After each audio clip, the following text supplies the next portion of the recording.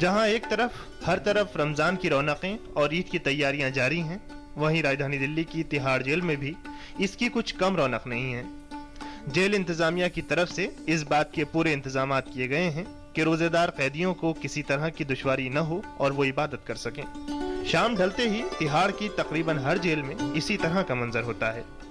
قیدی سب بسب بیٹھ کر افطار کی تیاری کرتے ہیں۔ جیل انتظامیہ اور کچھ غیر سرکاری تنظیمیں مل کر ان کے افطار کے لیے اہتمام کرتے ہیں۔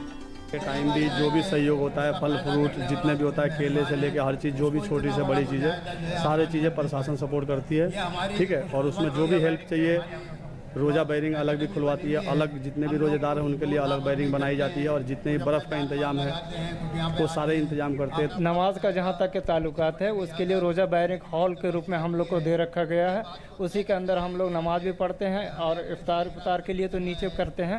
اس کے بعد جو ہم لوگ تراویح پڑھتے ہیں، سورہ تراویح ہم لوگ یہاں پر پڑھ رہے ہیں، جو کہ ہم اپنے ہال میں ہی پڑھتے ہیں۔ باہر کی دنیا اور تہاڑ میں آباد اس ایک قیدیوں کی دنیا کے بیچ میں بھلے ہی بڑی بڑی اونچی اونچی دیواریں ہوں، لیکن ان قیدیوں کو جو اس وقت افطار کر رہے ہیں، ان کے درمیان مذہب کی اور نسل کی کوئی دیواریں نہیں ہیں۔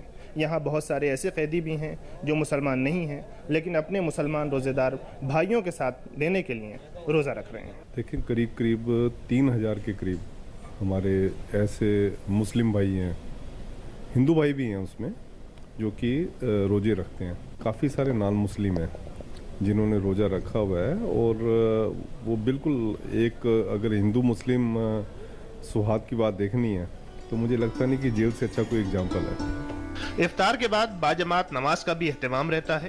جیل انتظامیہ نے روزے دار قیدیوں کی سحر سے لے کر افطار تک اور نماز تک کے لیے تمام انتظامات کر رکھے ہیں۔ عید چونکہ قریب آ رہی ہے، اس لیے اس کی تیاریاں بھی جاری ہیں۔ ایسا نماز پڑھنے کے لیے باہر سے ایک مولوی کا ہم انتظام کر دیتے ہیں، وہ نماز پڑھانا آتا ہے، اور سیوئی ہر ایک جیل میں بنائی جاتی ہے۔ ایڈمنسٹریشن کی طرف سے وشیش بھوجن کا انتظام ہوتا ہے، تو اس میں پنیر کی سبزی اور اس طرح کی چیزیں بنتی ہیں، اور سیوئی ضرور بنائی جاتی ہیں۔ رمضان کے روزوں کے لیے کہا جاتا ہے کہ یہ صرف ایک عبادت نہیں ہے، بلکہ انسان کی زندگی میں مثبت تبدیلی لانے کا ایک ذریعہ بھی ہے۔ امید یہی ہے کہ رمضان کے یہ روزے ان قیدیوں کی زندگی میں بھی ایک مثبت تبدیلی لائیں گے۔ کیمرہ مین SP دوبے کے ساتھ مالک اشتر، DD نیوز، تہاڑ جیل، دلی۔